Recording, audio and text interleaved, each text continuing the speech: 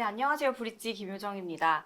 최근에 서울 신축 아파트를 중심으로 집값이 꾸준히 상승하고 있는데요. 반면에 이 전세 사기의 직격탄을 맞은 빌라 등 비아파트는 여전히 암울한 상황입니다. 이에 정부는 비아파트 활성화 방안을 담은 부동산 대책을 내놨는데요. 현재 빌라 시장 분위기는 어떤지, 또 정부 대책이 과연 이 분위기를 반전시킬 수 있을지 오늘은 랜드스타일셋 황현 대표님 모시고 얘기 들어보겠습니다. 안녕하세요. 예, 반갑습니다. 안녕하십니까?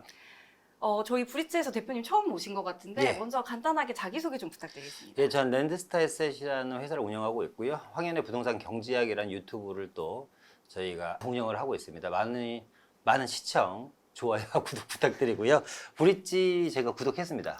예, 열심히 잘 보고 있습니다. 네, 오늘 좋은 말씀 많이 부탁드리겠습니다. 예. 그러면 먼저 단도직입적으로 좀 여쭤볼게요. 예. 빌라 시장 예. 지금 어떤 상황인가요? 일단 전체적으로는 이제 안 좋다는 이야기가 상당히 많이 나오고 있잖아요. 그러니까 2022년 전세 사기 이후에 126% 룰을 적용하면서 사실상 임차인과 임대인이 둘 다 상당히 어려운 시장이다. 그러니까 전체적인 시장은 상당히 안 좋습니다만 그 안에서 또 반전되는 시장들이 있거든요. 그러니까 이게 아파트 시장도 보면 양극화잖아요. 네. 그러니까 얼마 전에 뭐 강남의 한강변에 있는 아파트 국민 평형이 50억을 넘게 또 이제 거래가를 찍었습니다. 그런 반면에 지방에는 아직까지 미분양이 엄청나게 많이 쌓이고 있고 지방뿐만 아니라 수도권 지역도 또 서울 안에서도 또 뭐 인지도가 좀 떨어지는 지역들도 많은 양은 아니지만 미분양 물량이 남아 있는 상황이거든요. 이런 걸 우리 이제 양극화 차별화라고 하는데 이 빌라 시장도 양극화 차별화 시장이 이제 생기는 것 같습니다. 다만 이게 이 양극화 차별화 시장이라는 게 뭐 5대5나 6대4 이 정도가 아니라 뭐 9대1 정도 되는, 그러니까 90%의 전체적인 빌라 시장은 안 좋지만 10% 정도 되는 입지가 좋고 호재가 많고 많은 사람들의 선호도가 높은 지역 같은 경우는 매물이 상당히 빠르게 지금 소화되고 있는 상황이거든요. 가격도 좀 순차적으로 많이 오르는 상황이고, 그래서 전체 시장은 안 좋습니다만 특정 지역에 있는 인기 지역에 있는 빌라들 같은 경우는 몸값이 계속해서 커지고 있다. 이렇게 좀 바라볼 수 있을 것 같습니다. 네, 실제로 말씀하신 대로 지금 한국부동산원 통계를 보면 6월 달에 이 빌라를 포함한 이 비아파트 가격이 조금 상승하는 모습을 보였거든요. 그런 것들이 그러면 말씀하신 그 10%에 해당하는 부분일까요? 그렇죠. 예, 말씀드렸던 것이 양극화 차별화인데 이제 특정 지역이라고 얘기하는 지역들이 이제 이런 지역들이죠. 대표적으로 이제 국민소득이 올라갈수록 얼마 전에 이제 우리나라가 일본의 국민소득을 넘었다. 이제 4만 불에 이제 진입했다라는 이야기도 있는데 소득 수준이 올라갈수록 이제 나만의 특별한 것을 원하는 분들이 상당히 많거든요. 이제 서울 안에서 특별함이라는, 그러니까 산이 좀 특별하다고 생각하시는 분들은 없어요. 뭐 남산, 인왕산, 북한산이라든가 관악산 조망권이 집값에 크게 영향을 물론 미치기도 합니다만 한강만큼 미치진 않거든요. 그러니까 한강에 대한 가치 그리고 공원에 대한 가치가 있는 지역들이라든가 또 서울에 보면 3대 어무타운들이 있어요. 뭐 서울역 역세권 개발, 용산, 삼성동이라든가 이런 지역 굵직굵직한 지역들의 개발 호재가 있는 지역들 위주의 빌라들이 좀 거래량을 좀 수반하는 걸로 좀 보입니다. 그럼 말씀하신 그런 한강 위주 이런 중심 지역에 있는 빌라들은 어떻게 보면 고급 빌라들일 텐데 그렇죠. 제가 생각한 거는 최근에 워낙 아파트 값이 비싸지면서 실수요자들이 이제 좀 밀려나서 빌라도 보다 보니까 빌라가 이제 조금 거래량이 늘고 가격도 조금 올랐다. 저는 그렇게 생각했는데 그렇지 않을 수도 있겠네요. 빌라라는 상품, 즉 비아파트라는 상품들의 그러니까 이제 수요를 우리가 좀 봐야지 되는데요.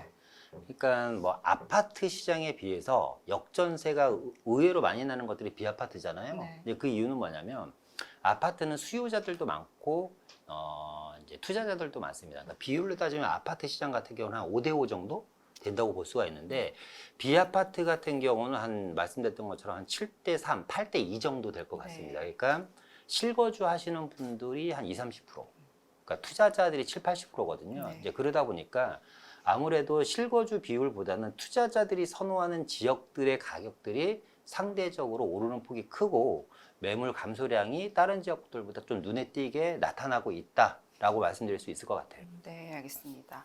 그 초반부에 이제 전반적인 진단을 해주시면서 말씀을 해주신 게 이 126%를 살짝 말씀해 주셨는데 이 임대차 시장 하면 가장 많이 나오는 얘기이기도 하거든요. 이거를 폐지해야 된다라는 뭐 극단적인 얘기들도 있는데 먼저 이게 뭔지부터 조금 설명해 주시겠어요? 이제 앞서 얘기했던 것처럼 2022년도 전세 사기가 터지면서 이제 정부가 지난해 5월 공시가격 126% 룰을 이제 만들었거든요. 이제 강화 전에는요, 공시가격의 150%였습니다. 그런데 이제 이 공시가격 126% 룰을 만들면서 기존의 공시가격의 150%였던 이제 전세 시세가 공시가격도 낮아졌죠. 공시가격도 윤석열 정부 들어오면서 공시가격도 인위적으로 많이 낮췄고, 거기다가 150%가 126%로 낮아지다 보니까 쉽게 말씀드리면 1억짜리 전세가요, 126% 룰을 적용하면서 7천만 원에서 6천만 원 정도로 전세 가격이 하락을 한 겁니다. 네. 이제 그러다 보니까 어떻게 보면 이게 급격한 기준 강화로 인해서 이제 선량한 임대인들이 피해를 보고 있는 거거든요. 그러니까 말씀드렸던 것처럼 1억 기준으로 보증금 3천, 4천만 원을 임차인한테 돌려줘야지 되는 상황이 네. 만들어진 거죠. 네. 근데 전세가 1억짜리 전세는 서울에는 거의 없습니다.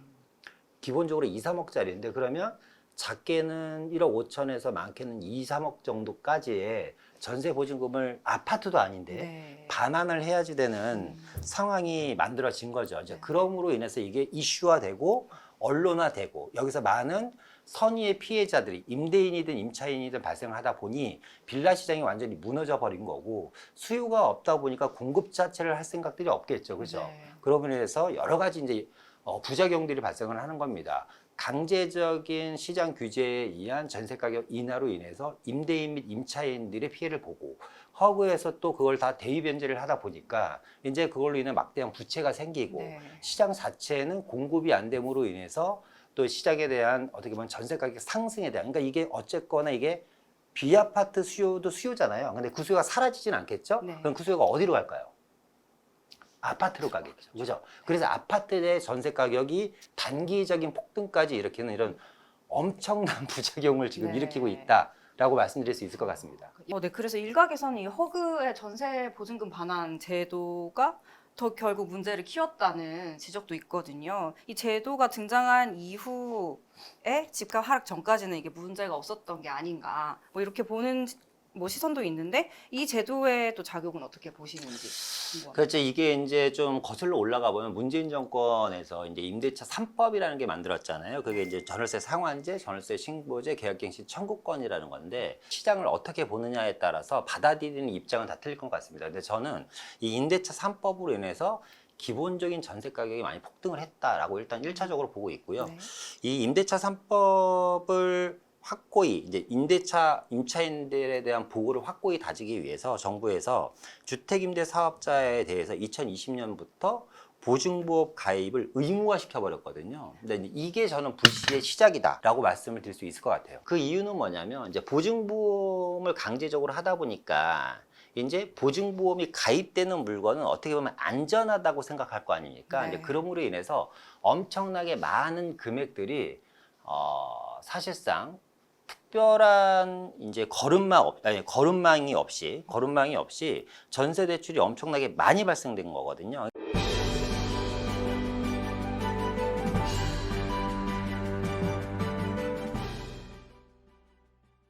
임차인 보호라는 명분 안에 허그 보증보의 가입 의무가 어떻게 보면 전세 사기의 도구의 발판이 되었다라고 저는 지금 시장을 저는 개인적으로 보고 네네. 있습니다.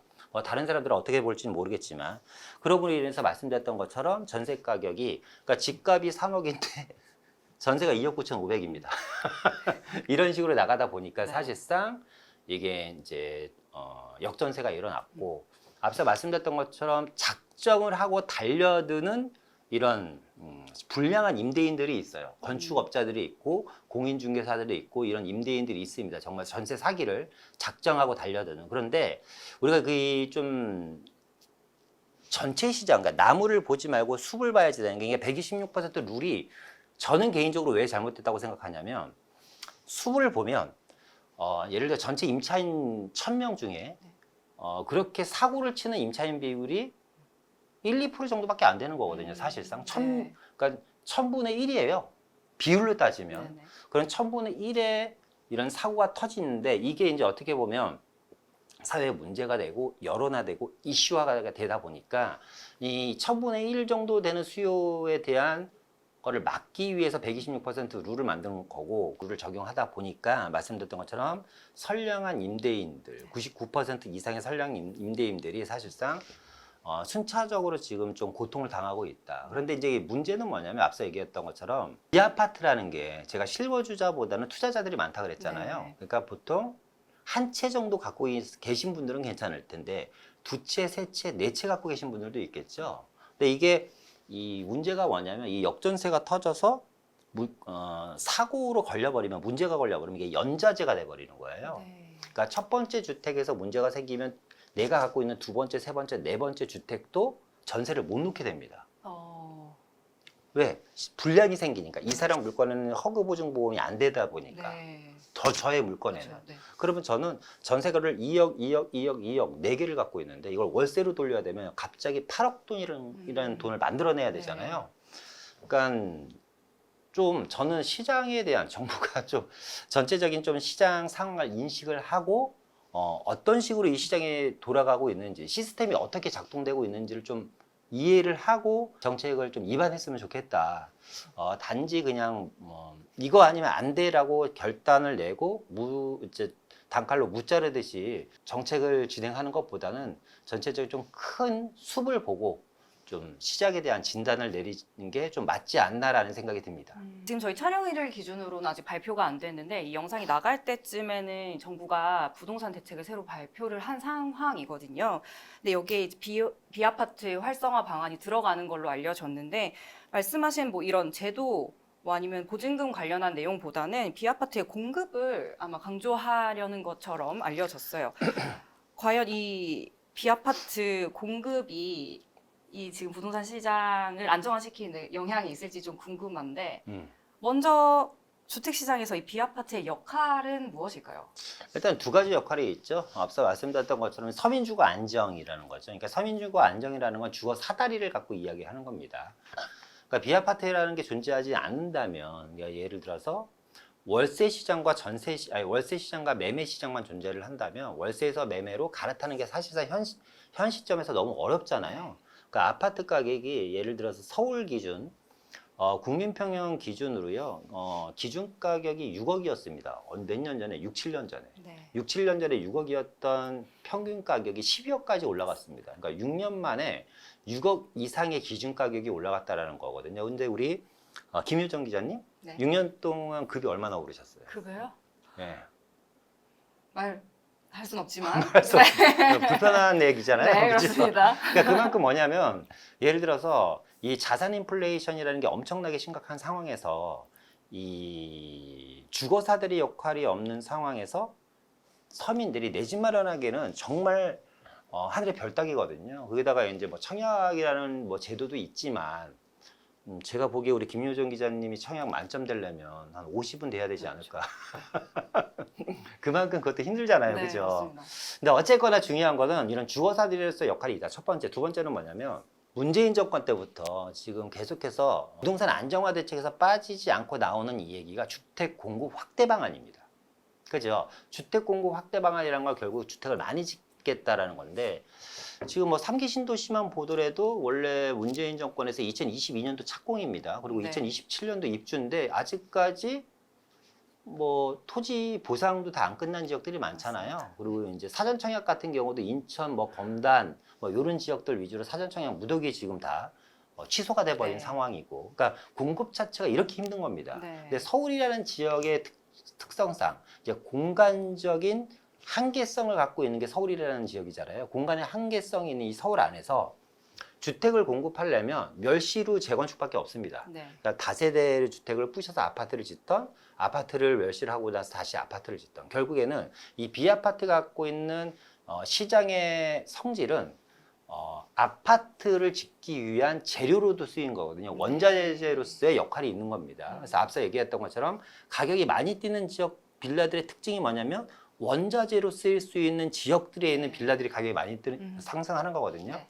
그래서 두 가지로 좀 말씀드리면, 주거사들로서의 역할이 있고 주택을 공급하는 원자재로서의 역할, 이 두 가지 속성을 가지고 있다라는 라고 말씀드릴 수 있을 것 같습니다. 네. 그러면 이 공급을 확대하는 게 원자재로서의 역할이라면 이미 있는 빌라들이 활용될 것이고 신축은 사실 해당이 되긴 어렵지 않을까요? 그러니까 그거는 특별하게 이제 일반인들이 갖고 계신 이제 편견 같은 건데요. 그러니까 신축을 부셔서 재개발을 하면 안 되는 이유가 뭐죠?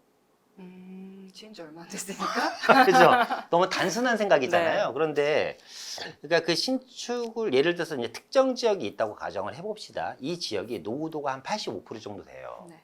근데 제가 저희 회사에서 그 동네에 빌라를 한 3동 지었어요. 노후도 85% 정도 되는데 예를 들어서 한 1000가구 정도가 있다고 치고 1000가구에서 3동이 더 늘어나는 거잖아요. 네. 그러면 1000가구에서 예를 들어서 뭐 제가 3동을 졌는데 한 동당 뭐 10세대 정도 돼서 30가구가 늘어나요. 1030가구 정도 되는데 노후도가 85% 정도 된다고 쳤을 때 제가 지은 신축 3동으로 인한 노후도가 얼마나 많이 떨어질까요?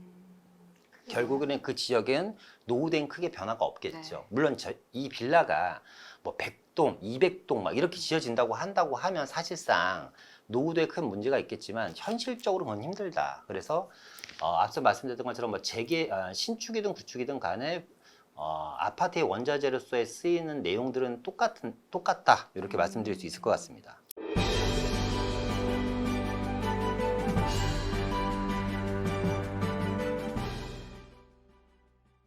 정부는 이제 공급을 계속 강조를 하면서 비아파트가 좀 부족하다라는 얘기를 하고 있는데 요즘 또 어떤 곳에서는 신축 빌라를 지어놓고 들어오는 사람이 없어서도 몇 년 동안 플랜카드를 이제 걸어놓기도 하고 입주자들을 모집하는 모습도 보이는데 실제로 지금 비아파트가 부족한가요? 상당히 많이 부족하죠. 잘 모르셔서 하시는 얘기인데 네. 비아파트가 부족하지 않다면 사실상 월세 가격이 오를 일이 없을 거고 전세 가격도 오를 일이 없겠죠. 네.